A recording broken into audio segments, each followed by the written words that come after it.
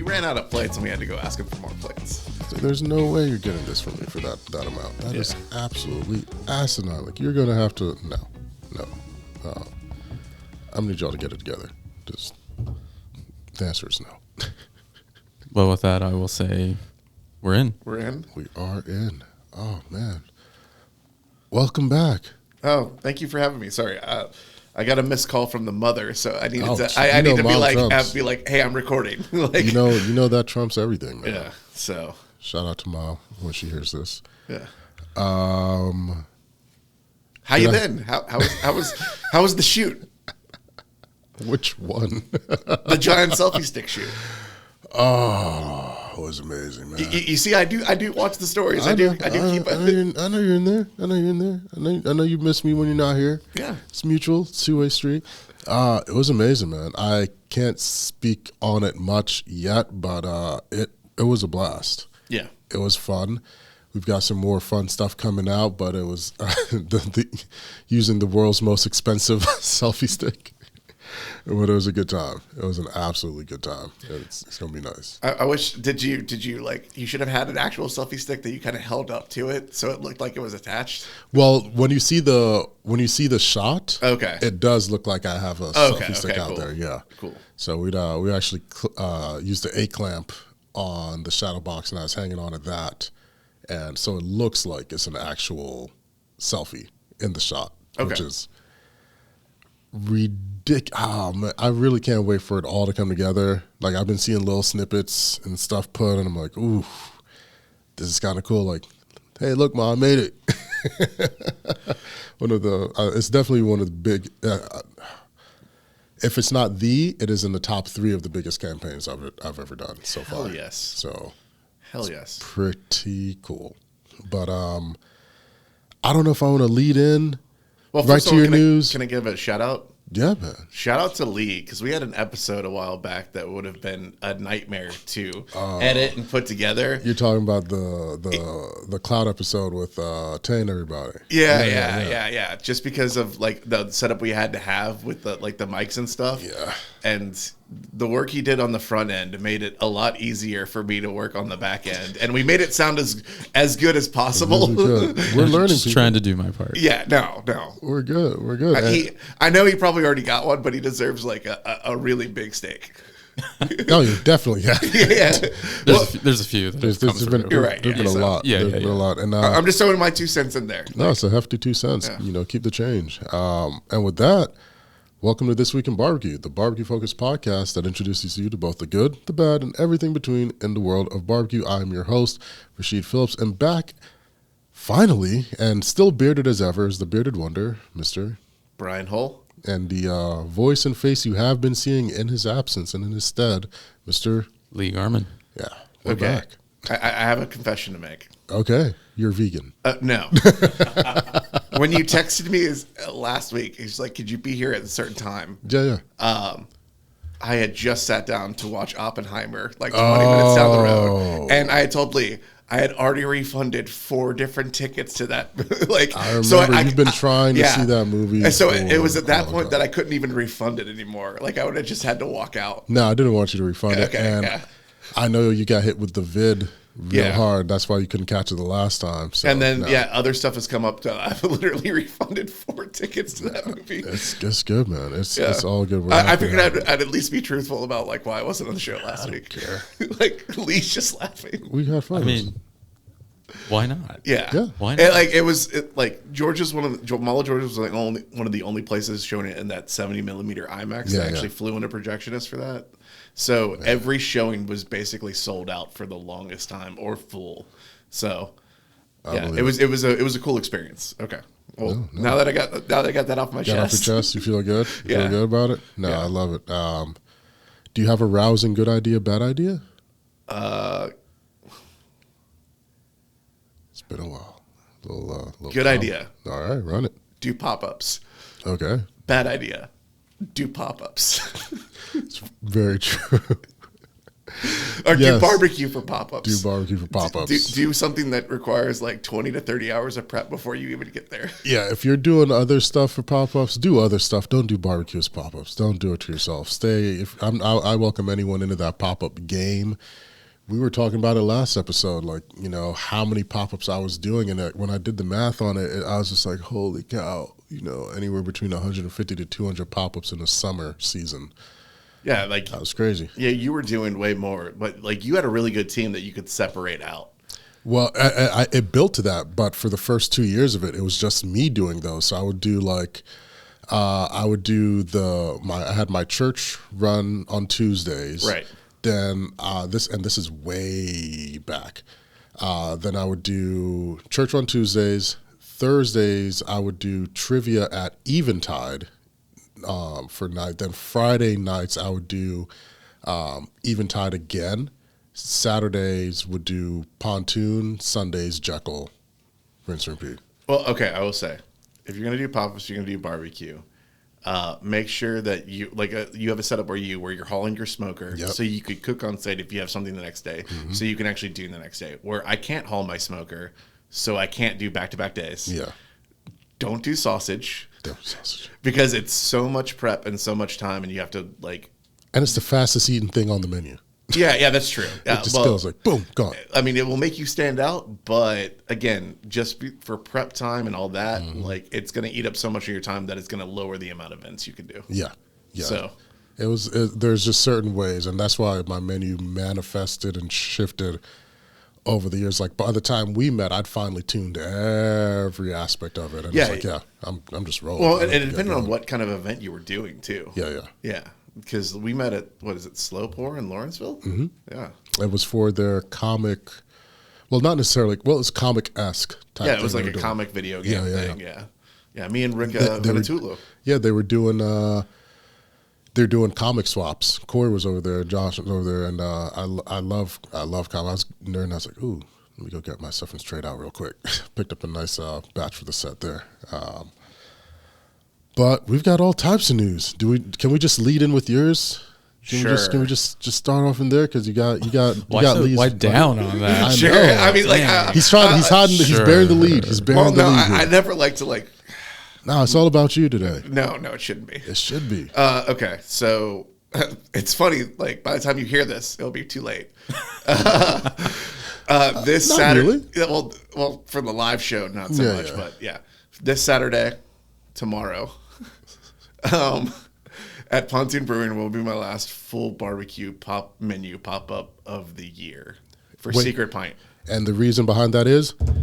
I am teaming up with Robert Owens of Grand Champion, and we are creating a new concept in his storefront at Smyrna.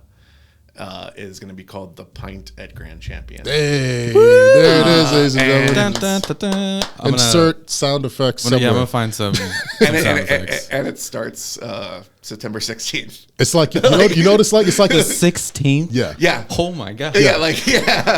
This is like an Apple announcement. And you can get the phone now. Yeah, so our initial Saturday. Run to the line. Yeah, our initial Saturday launch will be September 16th. We'll do Saturday and Sunday service that week, and then from then on, we're going to do Thursday through Sunday. Thursday nights are going to be like sandwiches and burgers. It's connected to Reformation Brewing in Smyrna, so they have trivia night on Thursday, so we're going to do sandwiches and burgers and stuff. Like, we'll do some fun sandwiches, too, on Thursday night. Friday and Saturday, that's when you come for, like, the sliced brisket, the full barbecue. And then Sunday, we're going to do, like, ribs, wings, and, like, some kind of like more of a dinner thing or like a Sunday supper thing where we'll have like a cool big specialty protein, like maybe smoked tomahawks, maybe like pork steaks, that kind of thing. Yeah. And then down the road, Sunday night dinner collabs. Love it. Love it. Salute to that. Cheers. Yeah. Cheers. Clink, clink, clink. Oh, there it goes. Yeah, so I'm hauling my smoker over there next Tuesday or Wednesday, and so like we're still doing it the old school way. Like that's why we're only doing 2 days of like full barbecue. I love it.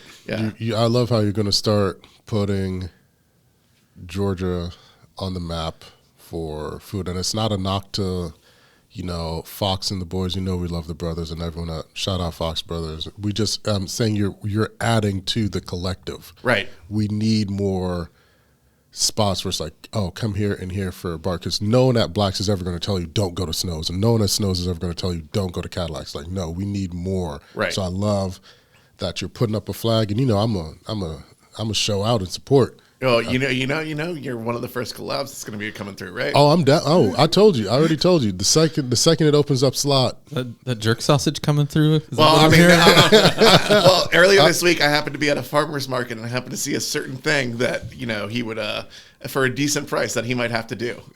Yeah, you did. Maybe some whole asado lambs? Yeah, some whole. I told you, like, when you guys are there in December, I'll take that residency. I'll give me a nice little spot right there. Just go knock it out a couple of nights. I'm looking forward to it, man. Yeah. So speaking of other Georgia barbecue, I caught it on their Instagram stories. So you've seen the Eater Smoke Point series? Yeah. Heirloom's getting an Eater Smoke Point video coming down the line. Really? Yeah. So. Oh. Yeah. So finally some recognition in some Georgia barbecue spots. Right and on. they also just got named. I can't remember the article. I should have written it in the show notes. That should have been a news story. But they were listed as their Korean barbecue cube barbecue sandwich was listed as like the sandwich of Georgia. Yeah. Interesting. Yeah. I can think of many people that would not think Korean barbecue sandwich for the sandwich of Georgia. It's a really good sandwich. I'm with it. I wonder what Chick-fil-A has to say about that. There's somewhere they're all over the place now. Speaking of Chick-fil-A, they dropped a spicy chicken pimento cheese sandwich. Man, I haven't messed with Chick-fil-A since the pandemic because the buns have gotten bigger and the meat's gotten smaller, man. Like Chick-fil-A put on that true. freshman 15 and backwards. I'm all about some hefty buns, but I remember back in the day, like school, the breakfast biscuits. Oh, they were the same size as the sandwich. It's monstrous. You could hardly finish one. Yeah. Huh. Now it's freaking hide and go seek. I'm ducking under the pickles trying to find where's this chicken. I legit think they just started splitting the meat in half, and now what used to be one portion is now two. You know the hack, right? For Chick-fil-A. No. All right. Look, yeah. I worked at a Dorf house in high school. Is it politically correct? Little People House? No, it's called a Dorf house. It was the Dorf house. It was the Dorf house. It what it was. I'm just calling it like it's still around, like it's still standing. All right. So all of they make a lot of sandwiches, and if you get a standard sandwich, it's going to be sitting on the line for in the little hot box area. Yeah. If you order through the app and order a specialty thing like add cheese or add say no pickles or whatever, you're going to get a fresh made sandwich, and more likely than not, you'll get a bigger piece of chicken because they have to pull it. Now I know. Yeah, so they have to make your sandwich fresh, so you don't have a sandwich that's sitting around for a while. Yeah, I almost always order it with American cheese just for that reason. Yeah. That's why they give you that $1.50 upcharge. Yeah, American cheese, extra pickles, whatever. Yeah. Okay, you can do that. Let's run into it. Really quick and down and dirty housekeeping. The Gravity Series Masterbuilt Smoke Sessions is back, featuring yours truly, shot by our amazing Lee and Corey. It's back. We're dropping them every Friday, partnership with Masterbuilt. And you weren't cold while we were shooting. And I didn't have to act like it was warm. I did get attacked by geese, mallards, ducks, whatever those. Oh, the infamous geese. It was the geese. Yes, we did get dive bombed by them at one point in time. If you think I was joking, I was like, no, they legit just swarmed us. We also got hassled by Charlotte's Web because that spider was running. Oh my gosh, it was an abusive spider. Yeah, she was getting revenge for you cooking her buddy. Probably. It was like every day we came. Was it Wilbur? Down. Wilbur? Oh yeah. Wilbur was the pig, but literally we were getting attacked by Charlotte. I know. She saw Wilbur on the grill. Probably. Charlotte was actually attacking because every morning I would. And this was one of the takes that got us. We just set the camera down. I put the cutting board down, and we looked back up, and it already streamed web across the lens. Like, where did you come from? Like, how fast? It was like, this is my spot. This is my home. I will claim this. And it is, because Corey messed with the web the first day. I was like, Corey, just leave it alone. Don't touch it. Oh, that's right. I forgot. He Yeah. cleared out the web. Yeah, Inside he cleared of it the out. little And I gazebo. was like, bro, we're not even going. That's not even there. And he cleared it. I was like, and ever since then, that spider gave us the business. Oh my! It was on a mission. And it won. It won. So the sweet and spicy ribs have already up, right? Yep. The bourbon sweet and spicy ribs, and I always put pour yourself a little for some research and development. Got to make sure. Salute. And cheers. Cheers. Next up, Grill and Chill Fest tickets still available. VIP has sold out again, so we're not adding any more. But you can get your general admission for Saturday. Still going to be a great time. The difference between Friday and Saturday is Friday, if you're a VIP, you're getting a signed autographed copy of Pops' book and, during the meet and greet.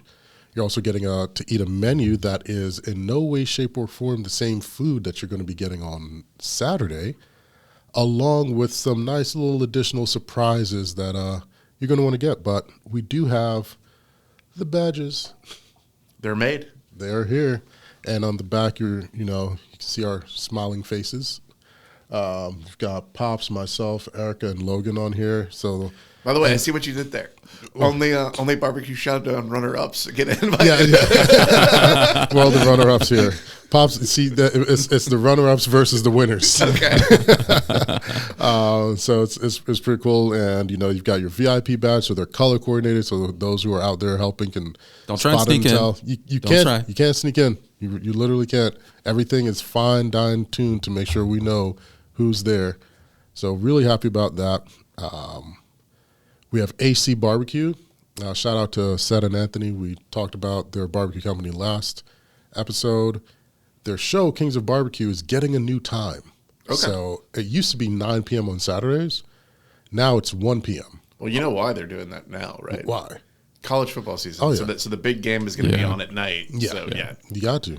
You still got to get that barbecue dose in there. So good on them. So starting this Saturday, it'll now be at 1 p.m. on A&E. Next day stream available. And I had... How many episodes are out right now? The 4th episode just dropped. Okay. 4th episode just dropped. Yours truly may be breaking TV screens somewhere here in the future. But what are you going to do? Got a face for radio. That's why I do a podcast. And last I had was the updates for... my schedule, yeah. Your schedule, because your schedule is changing. You mentioned it a second ago with... Yeah. Pontoon, but a lot of your other stuff now, some has shifted, but some you're still able to hang on to. So right. No. Yeah. I can't. I literally just went through my Facebook and canceled all the events this morning.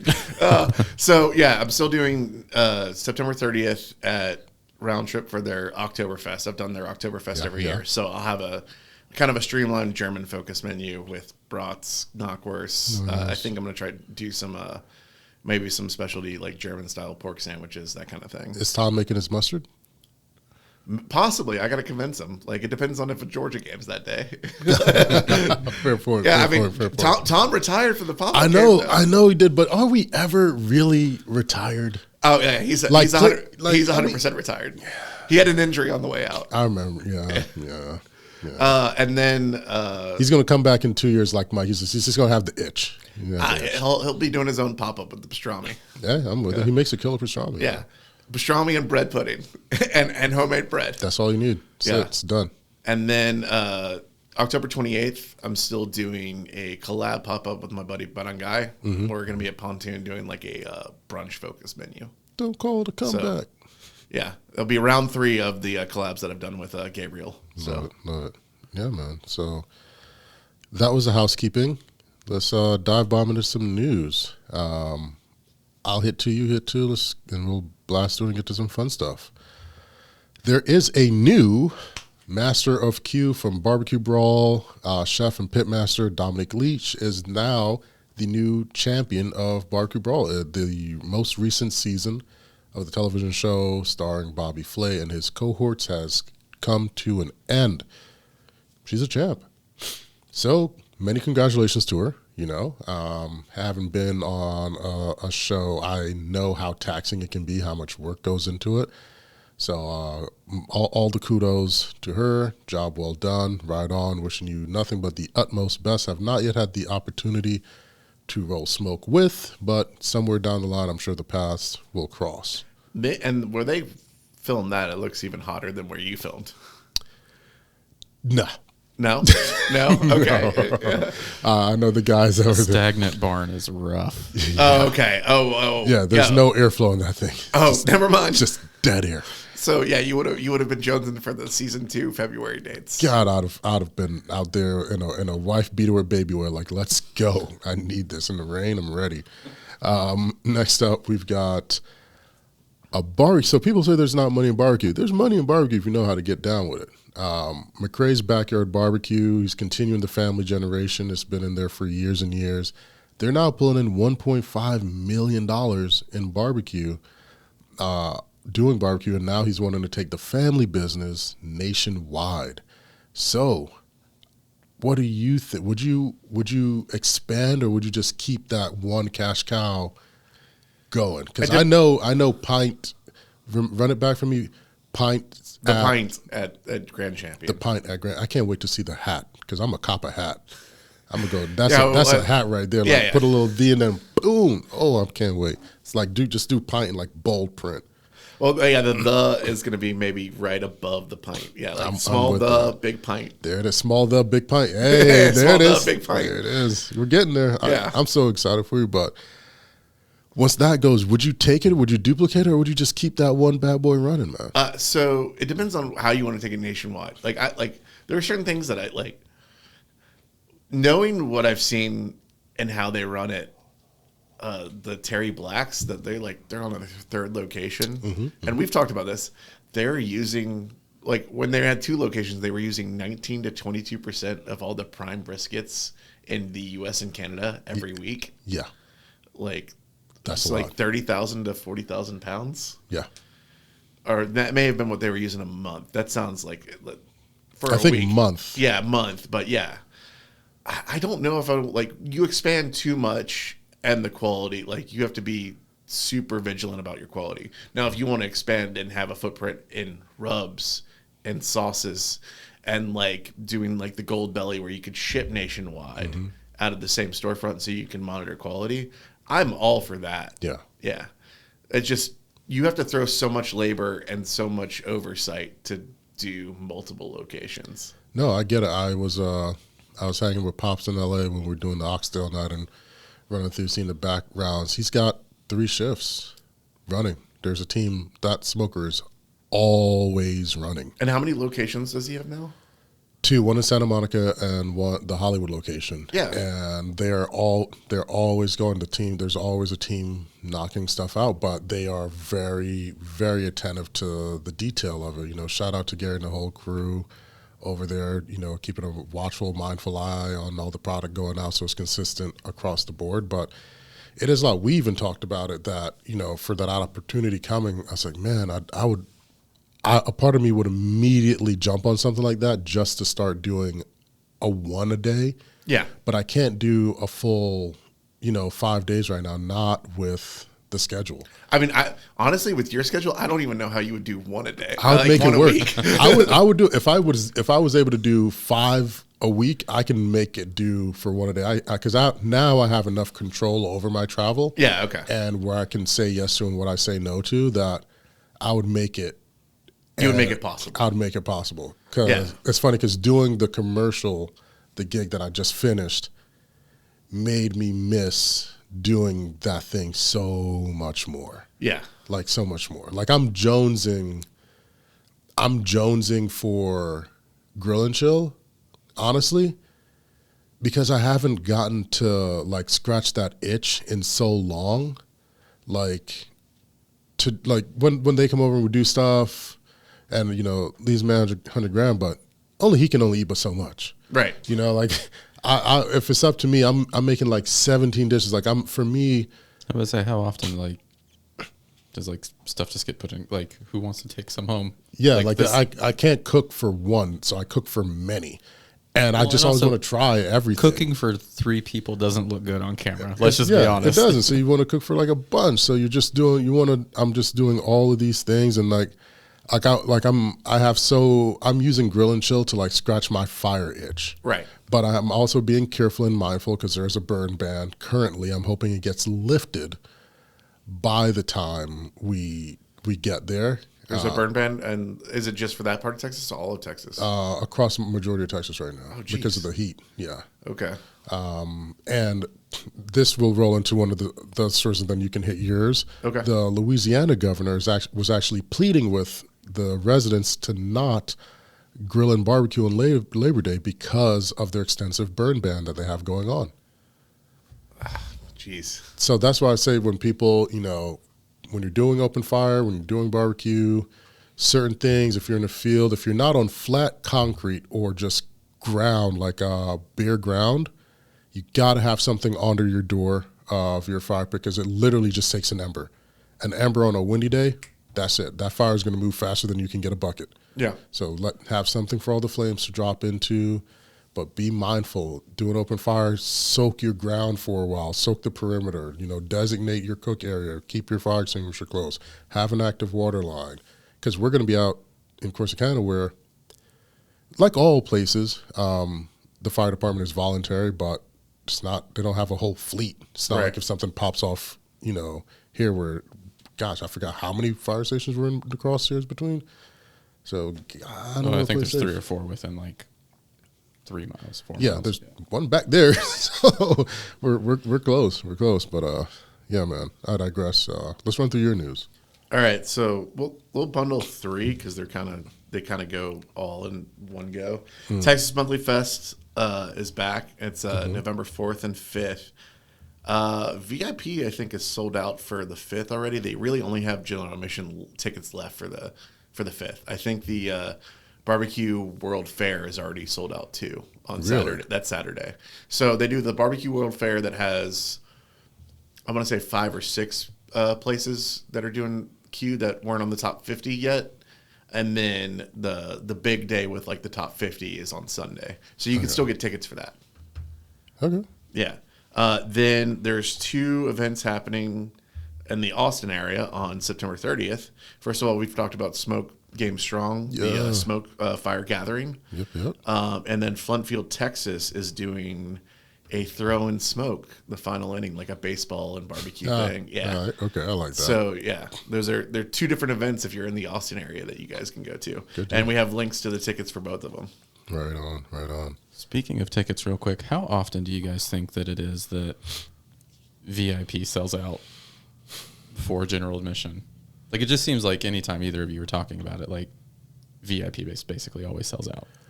I would say more times than not, especially if it's not a first year event. If anyone's ever done it before, people who've been, they know, like, oh no, I'm getting it because I know what I get. I know the experience. I'm a big believer in, especially if you don't treat yourself, if you don't live lavishly, if you're not going out every weekend and you're going to this thing, snag the VIP. Like, Dave Chappelle is coming to Atlanta. And like, I think the front row tickets are like $600. That's a lot. Still cheaper than a Beyonce or a Taylor show. But I'm a still cop it though, because I'd love to see Dave in concert. I'd love to see him that close and just be able to chill and have a better experience. Once you get to a certain age or level, you're just like, no, I just want to be comfortable. I want to have a good time. Yeah. So if I go to an event, I'm gonna get the VIP because I want to have those little extra luxuries. It's just like when you fly first class. Like, there's just certain things you're not going to have to deal with because of where you're sitting. Yeah, we all get there. Yeah, I might have paid more for it, but I don't have like a toddler, practicing drums in the back of my seat going crazy, or like have someone leaning in on my spot or whatever. Like, no, I'm getting my leg room, my water, my couple of pre-flight Woodford drinks, and kick back, relax. Well, I mean, like, give me my fuzzy slippers, man. A lot of the VIP, they let you in an hour early so you can get all the dishes before the crowd gets in. And then they also have specialty dishes. Like, I know the Hatch Chili Fest just happened. If you were VIP, Mother's Best was doing fried chicken with, like, I want to say that they were topping it with caviar, but that was only VIP. Everyone's been using caviar as a topping, like it's a garnish these days. I'm like, yo, slow down, relax. I'm like, oh my god, where did you get all this caviar from? That definitely feels just like caviar. Well, I mean, I had a hatch chili crema, or and then they topped caviar. So you had this bite with caviar, this crema, and fried chicken. So yeah, it's a Fox Brothers thing. Like every if you follow their Instagram, every event they go to, they usually do one dish where they top some stuff with caviar. Wow, that's the move. I've just been seeing it more and more and more lately. Caviar. Like, who's got this much caviar? But yeah, all right, let's run it back. We did talk about the Louisiana governor's plea. Please stop with the outdoor cooks, but that's just a burn ban. I wanted to talk about these guys. This isn't paid or anything, but anyone who listens or has listened know Lee and I have an issue. We have a problem. It's so bad that when we go to Home Depot, we message each other like, I left and I didn't buy a knife this time. I love knives. I love pocket knives. I just got this bad boy. This was sent to me by the Williams Knife Company. I'll link them. Not a promo, but legitimately such a solid blade. This is going to be my new EDC. And then they sent me a chef's knife. Now, I've held a lot of chef's knives. Okay. Yeah, this bad boy, this is a knife. This. Like, okay. Like when you open this, there's a sound effect that goes crikey. And beyond the knife, the thing that puts it over the top for me with this company is the attention to detail and the customer first. I hate getting knives from companies and there's no sheath. Yeah. I'm like, what am I doing here? What are you doing? Like, that's knife safety. Like, why is there no sheath? You've got it in a little cardboard wrap that you can't. Like, why are you trying to get me twice? But this bad boy. It has like a gun cocking sound. When you when you lock it's the it, same materials. When you lock it, holsters. Jeez, it's like you're loading the mag. It's like you're strapped, ready to go. Boom, this is the baby, and then you just. It's a beautiful blade. Once again, this is not sponsored at all. I just love quality products, and when quality is sent and given, I'm going to shout it out. I can't wait to get down with this. Will this be a grill and chill? Hell no, because I'm not traveling with my really, really good knives because they always end up TSA missing. Likes to take them. Yeah, they like to take my good stuff. But the amount of love this bad boy is going to get on some home cooks lately, I'm slicing and dicing Wagyu with this, man. Like, slide that over for him and give it a once feel. Okay, yeah. Well, first of all, the heft on that handle is nice. Yeah. Mm-hmm. Yeah, all right. Jeez. Yeah. It's like there's, I don't know, you have to put some force to unlock it. Yeah. That's kind of crazy. Yeah, like no accidental cuts, no nothing there. Like that is the most satisfying. Like it is. The click in. All right, there's Lee with the ASMR. I know, right? The corner. Is that a 45? No, that's my. Oh, and it's called the Big Chef. The Big Chef. So this is their Big Chef, and it's funny enough. I think they named a knife after my sisters. They have what's called a petty knife. I was like, you guys. It's like you've been talking to the. You're asking for trouble. I have. I've been slowly poking the bear. I've been ducking and dodging like Matrix bullets lately, but I know it's all coming to a head because they're coming to grill and chill. So I know it's coming. They're just racking it up. The youngest is going crazy right now, but I just had to put that out there, man. It's such a good knife. The feel of it, I was like, oh, thank you guys so much. And next up, some education. If you guys have listened any way, shape, or form over the last year, you know we've talked about this story before.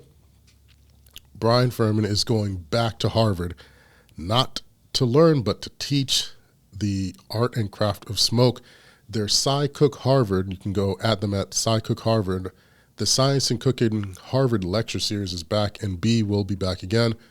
They don't have any additional information as far as the times right now, but they're just announcing that he's coming back and they're doing it. I absolutely love seeing this. B is just finishing, a pop-up he did like this past weekend, and just before that he was at the family reunion with Chef Kwame. You know, he had his mentee Nate of Roll and Smoke 80/20 was there. Oh, was Rodney? Yeah. Okay. Rodney and Sam, shout out to the whole crew. Told Rodney we'll see him in a couple of weeks over there at Holy Smokes.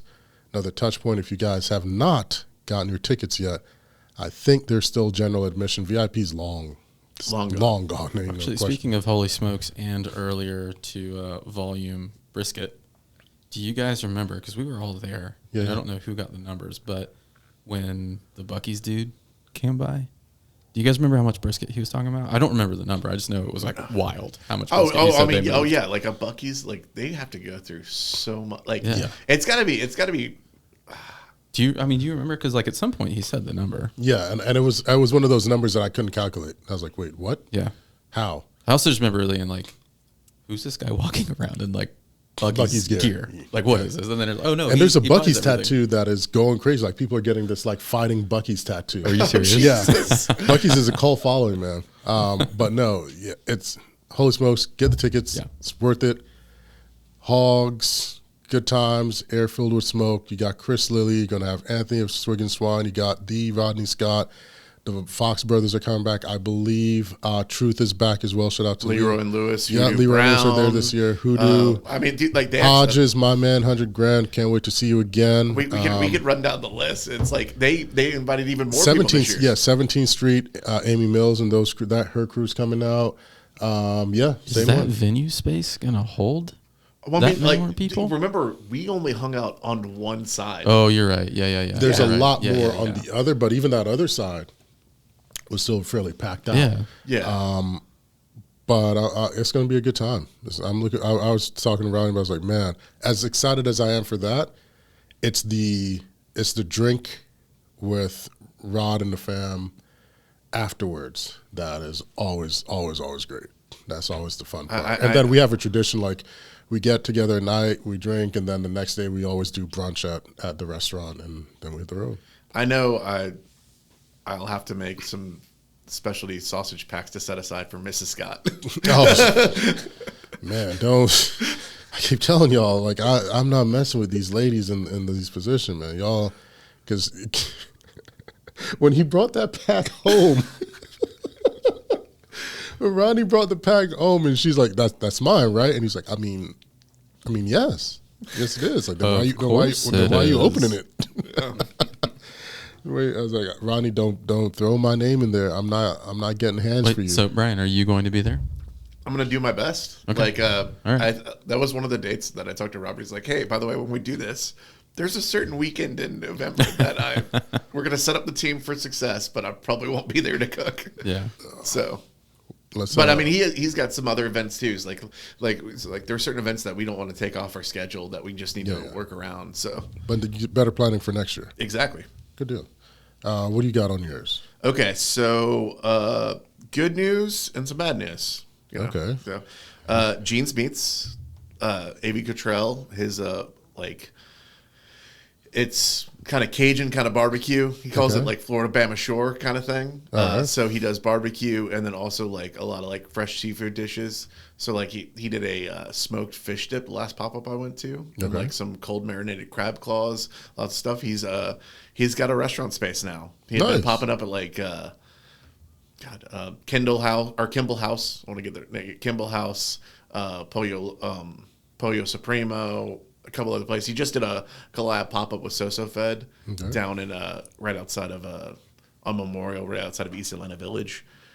So he's getting a space in East Lake right next to Poor Hendricks. Cool. Go ahead. Then the bad news, Bark Barbecue is currently temporarily closed. That's New York. Yeah, They just had a feature. right. You want to hear the reason? Please, I see it, but I'm trying to understand it. They were serving too much food. This is a real thing. The New York health inspector came through and said, "You guys are serving too much food for the space you're in." Like they were moving like the volume on like per plate or just period? Period. For their space, because he's in sort of like market. Yeah, which is sort of like our Like a Krog or something? Yeah, so he's he's only allotted a certain amount of proteins and such. He has a limit cap. Well, no. So which weird. I don't think they ever discussed like an actual limit cap. Yeah. So he has an offsite where he smokes everything, and Yeah, they, right on the they, back they, end, got, yeah. they got it all approved, and so he brings in all the meat, and they have Alto shams and everything to hold it. Yeah, yeah. And they were saying, you like for how much meat you're bringing in, you're selling too much, even though like both of his spaces are approved to do it. And he's moving the volume. He's moving the weight. It's not selling, sitting. Yeah, they're just selling out through. every day. You know what the issue is? I'll tell you what the real issue is. Yeah. Got some bitch-ass neighbors that are salty as fuck that he's moving weight like that. And they're like, hey. Our line doesn't look like that. Exactly. That's all that is. All that is his neighbors jealous because his line is taking up their space. They're not getting any of the business. Because what? Hey, Chick-fil-A, you're selling too much chicken. Oh, yeah, but Chick-fil-A has money, so they're never going to complain. Exactly. But that's basically what it is. Yeah. Hey, you're selling too much product. Stop being a successful business. I mean, New York's got some of the strictest stuff ever. Hey, Apple, stop moving so many iPhone units. You're making us look bad. Well, you can't use non-dry kilned wood in New York City. Yeah. Like you can't like bring in like properly seasoned wood. It has to be dry killed. Yeah.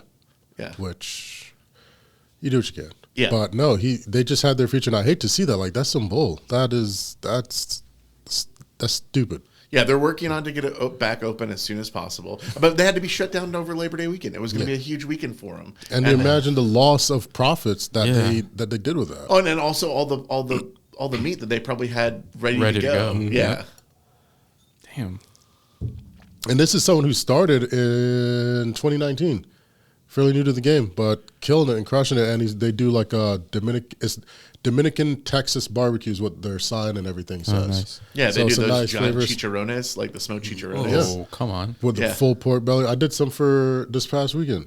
And they do like their seasoning is very earthy, some Cuban, oregano, stuff like that, a little bit of allspice, and it's wild. I'm like, it kind of sucks, man. Like that when you're doing everything so well and you're right on track, and they just sound like I mean, Palmero was just up there a couple months ago doing that shout collab out to with Palmero. them. Yeah. So and then I wasn't here so we didn't even announce it, but Curry Boys just did a collab at Hoodoo Brown Barbecue this past weekend. So that was a cool collab. And there's a lot of cool collabs going that on. are happening, yeah. If we can't cover everything, but like just be on the lookout like of some of your favorite spots because they're gonna do something cool. Yeah, they're gonna make it happen. Like what I did like 2 weeks ago. And what you're doing now. Yeah. But well, I mean, like the new thing's not really a collab. It's just like a new concept. Yeah, like a full concept. I love it. So, but no, shout out to them. I hope they bounce back. They'll definitely bounce back. Yeah. But that's just a stupid reason. I'll knock out mine. We've got some, a little bit. I guess we'll piggyback. You can do yours. I've got a barbecue smoking session 101 with Chef Nate of Roll and Smoke 8020. That's happening October 15th at 2 p.m. at Geary Family Farms in North Carolina, and tickets are only $50. So if you're trying to get your big toe wet in the world of Roll and Smoke, that's not a bad way to start. we can call him now a Kingsford Preserve graduate. Right? Yeah, he is a Kingsford Preserve the Pit alum. Okay, yeah. Alum. That's about the way of saying it, yeah. Because for those who do not know, the Kingsford Preserve the Pit program has officially ended for this calendar year. Hopefully it should be rolling back around next year. If you had not applied this year, you definitely want to. Toss your hat in the ring, man. You don't know what's going to happen. You know, you end up being partnered with some absolutely amazing mentors, and then myself thrown in there somewhere. But you've got, like, you know, Pops, Kevin Bledsoe, Brian Furman, Amy Mills. There's so many amazing people out there, Mr. Pat Neely. So much knowledge to pass on. It has been an amazing, wild ride, and really honored to have had the opportunity to be a mentor this year. So shout out to Nate. Go support him. Go check him out at Rollin' Smoke 8020. Get that Creole fusion flavor. And next, to our brother Jaime Garcia, September 30th in Monterrey, Mexico, they're doing the Monterey Barbecue Fest. So that's happening. Go check it out. It's gonna any fest that happens outside of America, they go hard. Oh, it's going to be. I saw the photos on the side. I was like, oh, this is a party. Oh, did you see the one in Brazil where they had like they had the like rotating gyroscope cooker. I've seen those. I saw like it looked like the thing from Event Horizon, but it was cooking meat. Tuffy was Tuffy was there for Meatopia. Was somewhere out for Meatopia, and they had Meatopia. What a name! What a name! Hold on, I gotta look up this so I could just show. Yeah. Lee. So while you look that up, I'll run through the others. Yeah, I'll throw it on the screen. Then we've got Miss Delilah, Auntie Delilah. Delilah's doing her. Miss, you guys had an absolutely amazing cookbook. Was one of Oprah's top favorite books. Miss Delilah also appeared on season 2 of Barbecue Showdown, and she's now doing her Barbecue and Beer Fest, October 14th, 2 p.m. to 10 p.m. Pops is going to be there. Thyron for the season 2 winner of Barbecue Showdown will be there. Auntie Delilah, of course, and she has some special guests appearing as well. So check that out. Again, October 14th, 2 p.m. to 10 p.m. We'll have the information and all that fun jazz in the show notes. And let's knock it out here, finishing up with Oktoberfest kickoff. Proper Hop Grub by Keenan's Pit Barbecue, 1 p.m. till sold out. And he's doing like a specific German focus menu. I know he's going to be doing some sandwiches on pretzel buns and stuff. Okay. Yeah. So, like that's 9/16. It's coming in. Coming in. So right around the corner. Yeah. And then you'll blink and it'll be here. Yeah. So 2 other things. The 26th annual Oktoberfest is less than a month away at this point. Yeah. It's going to be down the road at Coolray Field. Yeah, we've got Dark Side of the Grill. He's coming through town. I was like, bro, we're gonna have some drinks. Tina's going to be in town. Miss Tina? That's right. Right. She's a Big Green Egg sponsor. I think Chef Rose is in town as well because he's on Team Big Green Egg. It's going to be a whole commotion. I definitely recommend you either get there early and park or just Uber and walk up. Actually, if you got the funds, Uber, because it's a nightmare. Really, last year was a packed out craze, so that's happening. Also Uber, so you can enjoy some beverages. Yes. There is that as well. Yeah. Be safe. Barbecue safely, ladies and gentlemen. Barbecue safely. Yeah. And then Barb's BQ has announced that they're doing another brisket class. They're on the roll with these classes. October 22nd. Yeah, by the way, they're going to be one of the setups at the Barbecue World Fair Day for Texas Monthly. Really? Good on them. November Right on. 4th. Right on. Yeah, them and Koi Barbecue and a couple others. Koi. Yeah. All right. Good deal, man. I love it. I absolutely love it. So, yeah, we'll have the link to tickets for that barbecue class. Sweet.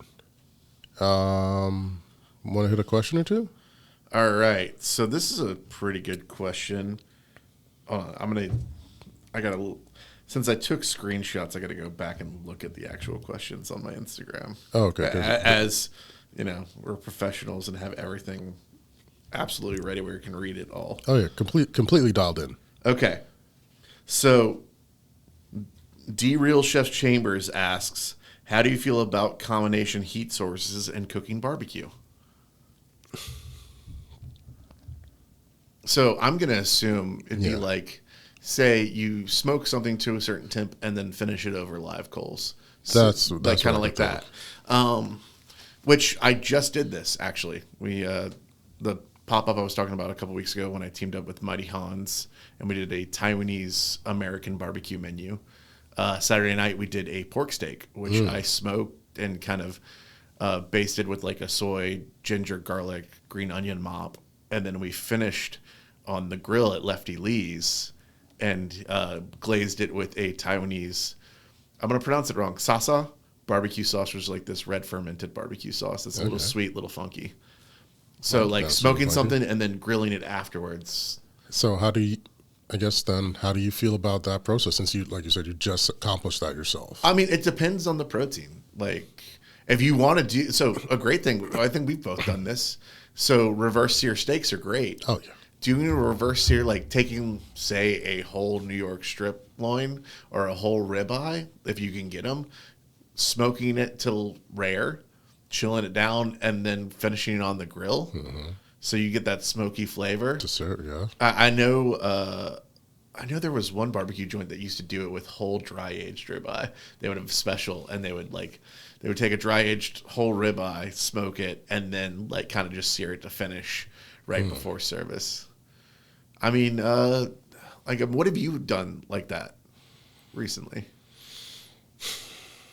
And well, a lot of people use that technique when they're doing sous vide items. Right. Technically, two different heat sources.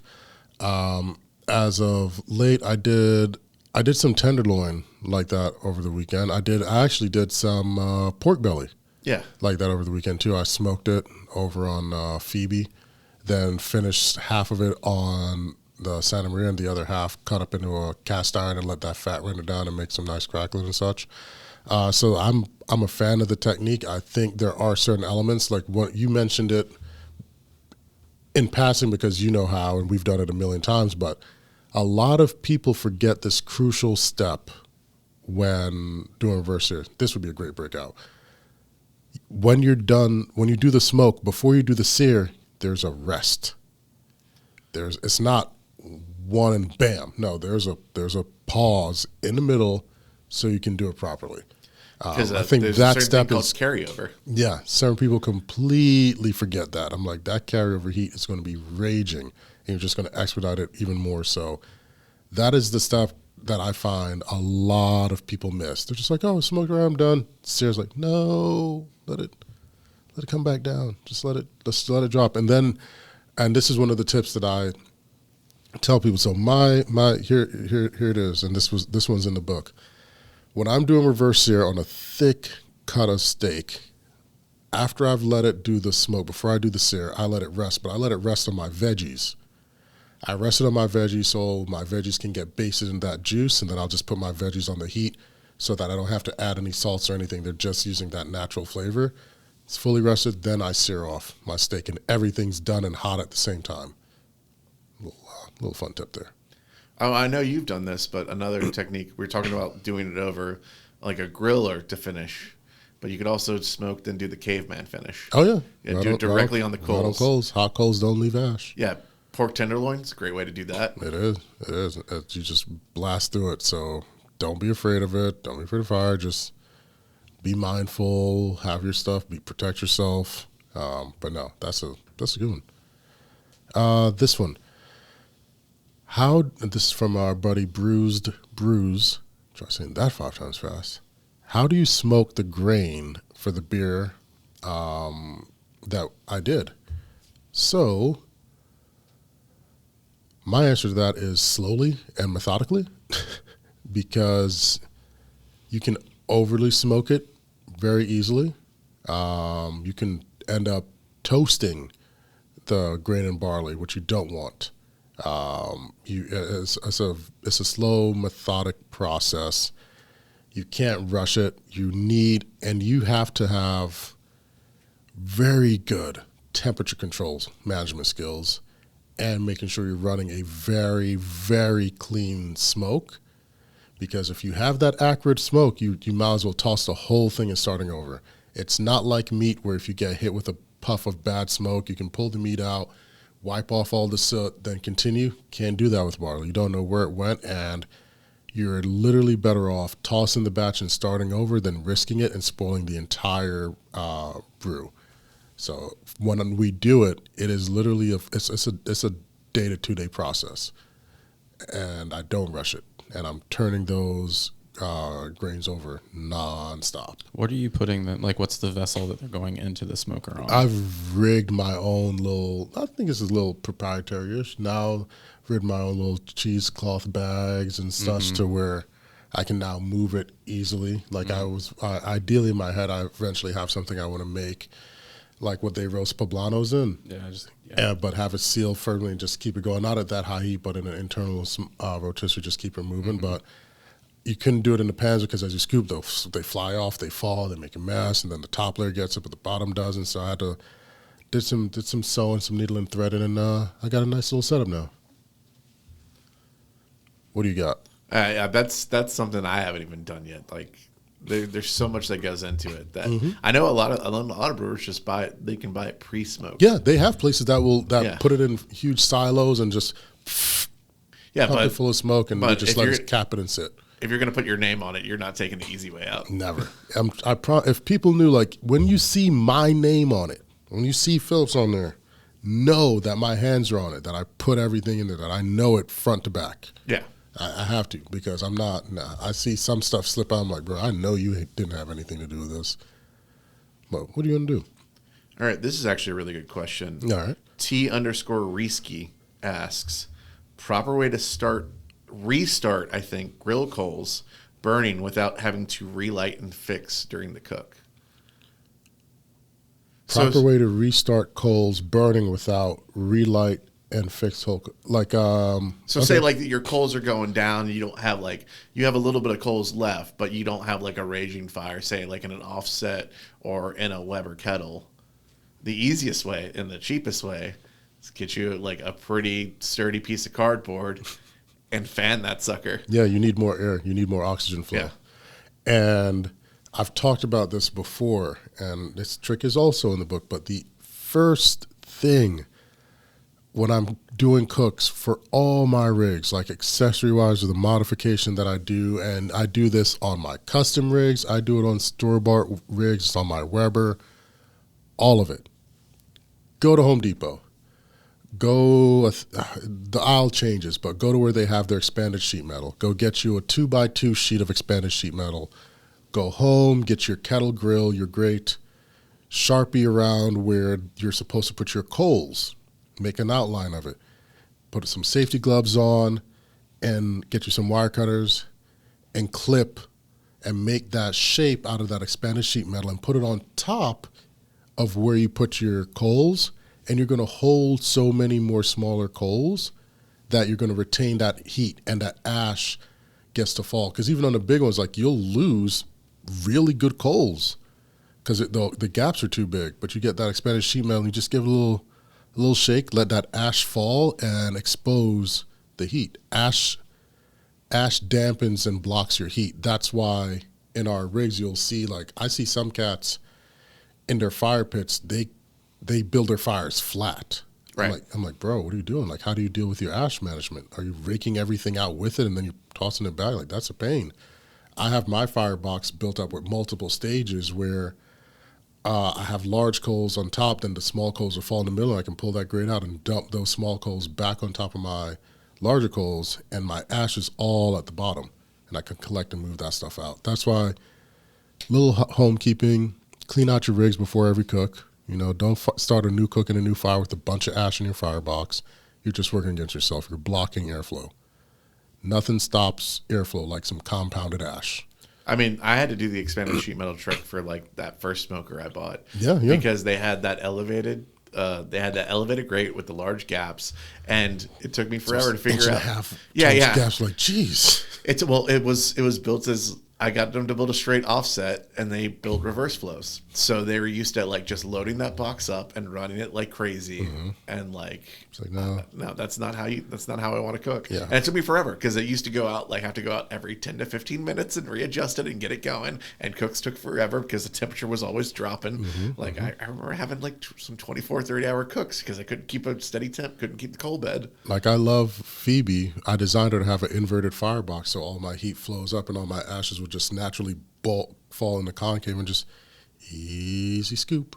I mean, that's why, you know, the rounded like 250, there's a reason that it works so well is because like the logs kind of sit up a little elevated, and then all the ash falls down, and so you scoop out like the ash that's coming out or the ash that's done, and you got your coals, and you can create like that airflow channel. Yes, and airflow, it's just such a big part of it. Next one. Does smoking on a higher rack and master built promote a slower cook with more bark versus lower grades? So it seems like the point of it is how to get that bark.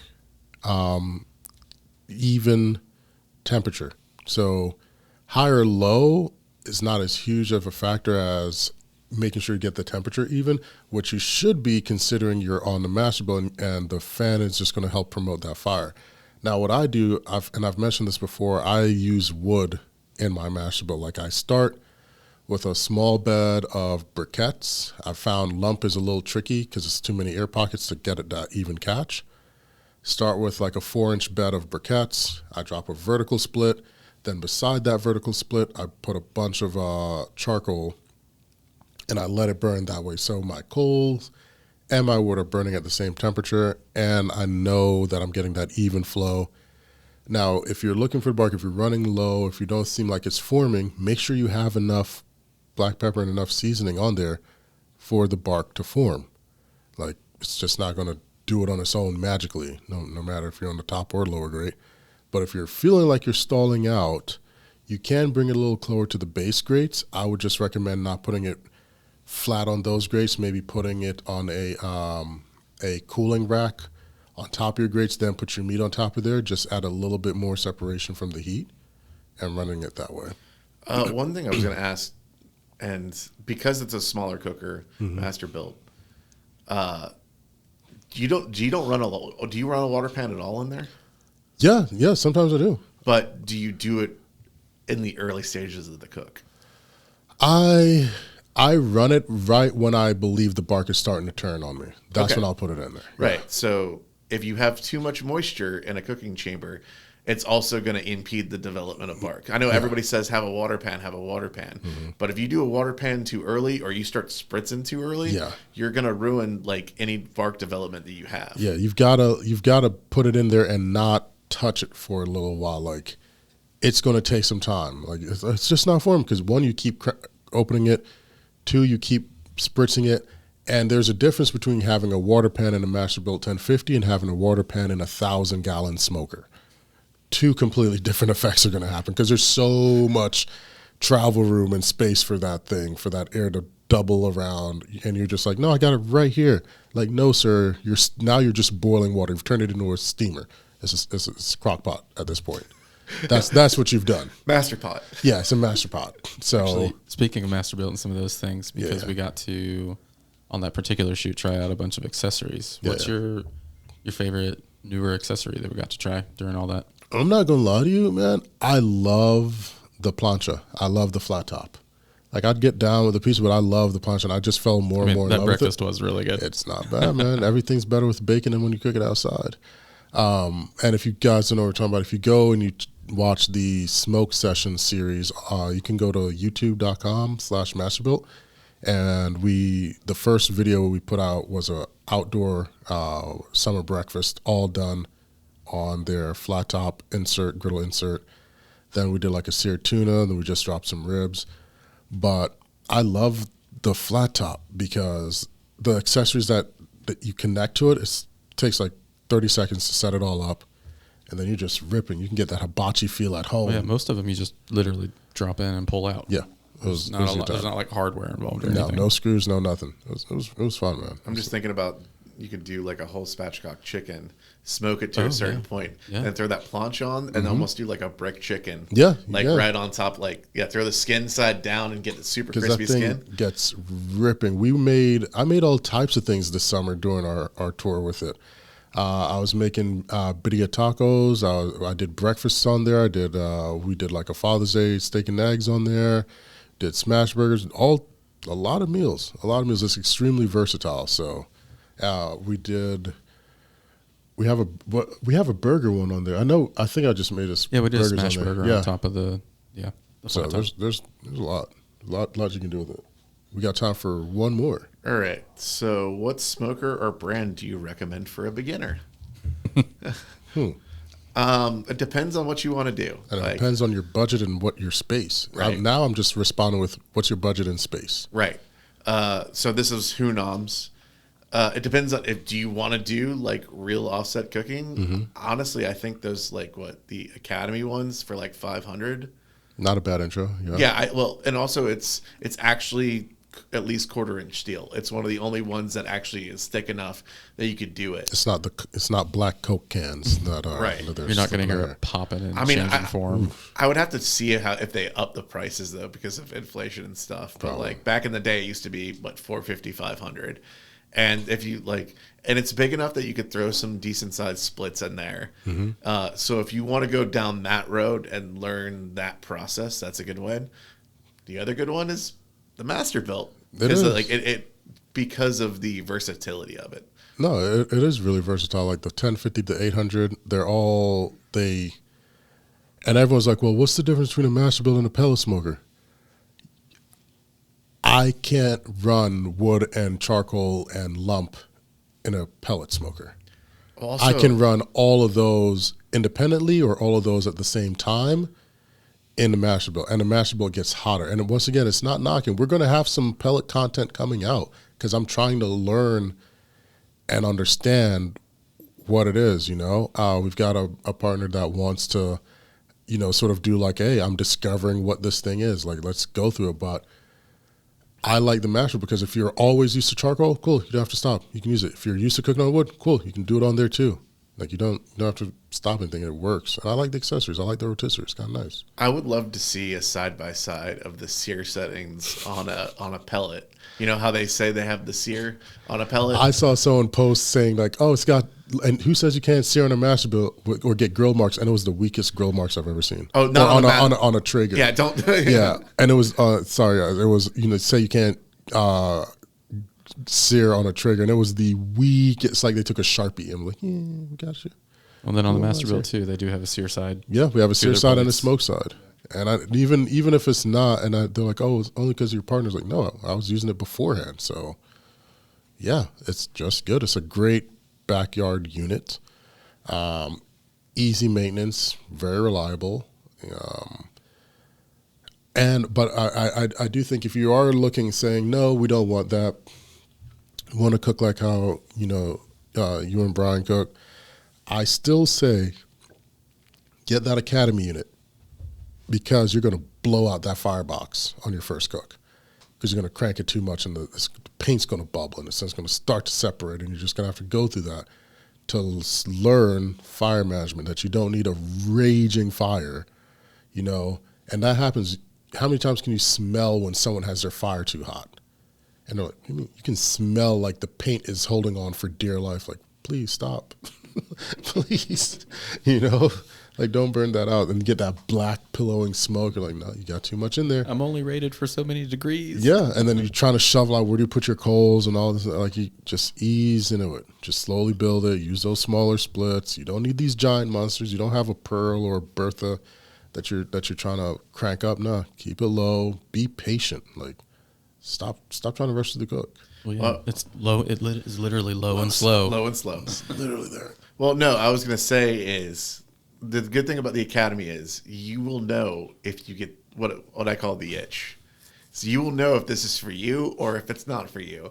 And if like doing a full like straight offset cooking, if it's for you, you won't want to do anything different. Like you will, like we talk about the pellet thing is like honestly, when I move the smoker, that's maybe if I have the itch.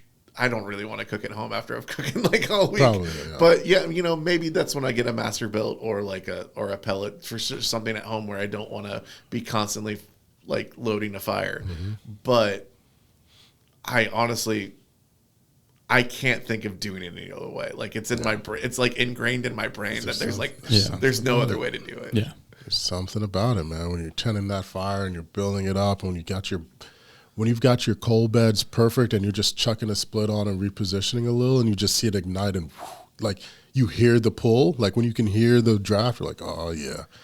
Or if you get one like you're filling out your logs and you feel like you're on the fence, like this one might be a little dense, but you throw it on and then you hear that water sizzle and you see it like the foaming out the back, you're like, nah, I'm not ready for you yet. Not ready for you yet. Mind you guys, and we'll use this before we wrap up, if you are experiencing this ridiculous heat, now is an absolutely amazing time to toss those splits out into the sun and get them ready for winter. Yeah. This has been probably the best season for seasoning wood, as hot as it's been. Let Mother Nature do its thing and just zap that moisture out and get you perfectly queued up for winter. How bad has your power bill been this year? I don't even look at it anymore. Plus, I've also been traveling a ton too, so it's like, it's cool. It's funsies. Why not? All I know is I'm going solar. But that was it, man. This was heck. Congratulations again. Thank you so much. You, my friend. That Cheers. is amazing. So excited for you. I'm definitely going to patronize the location. We're going to talk about it. Told you when you guys get the graphics and the visuals up, we're going to push it all out there. Can't wait to come by. And just as we were there to celebrate the anniversary of Pontoon, I'm definitely going to be there to celebrate the kickoff and the see you later, if you would, at Pontoon this weekend. Can we do a little like shoot a little vignette once you get up and Go going? for it. Yeah. Yeah, hell yeah. Maybe even do a podcast in there. Do a podcast on in location. there? On podcast. location. As he's trying to slice a bridge, we just have him go we'll just bring- have Oh, the no. microphone next to Like, his you know what? face. We bring it in on like a Monday or Tuesday. We just set up and record it in the space on Yeah, Monday I'm or for it. Tuesday. Maybe. I want Get on the road. to hear the stress in your voice as you're slicing the bridge. Oh, an on-site driplets. Nah, but yeah, we're going to be there to support. When you say on site, I just think of something else. Oh. You know, it's like Yeah, on site. Yeah, moment. But ladies and gentlemen, this has been This Week in Barbecue, the barbecue-focused podcast that introduces you to both the good, the bad, and everything in between in the world of barbecue. I have been your host, Rashid Phillips, and joining me is soon to be the head pitmaster of the Pint at Grand Champion in Smyrna. Did I get it right? Yeah, that's right. Mr. Brian Hull, And working the ones and twos, Mr. Lee Garman. the voice you hear and occasionally see. Hey, it has been a blast. Tell a friend to tell two friends. Like, share, subscribe, and most importantly, be good to one another. Oh yeah, and go watch Warrior so it gets renewed for season 4. That one too.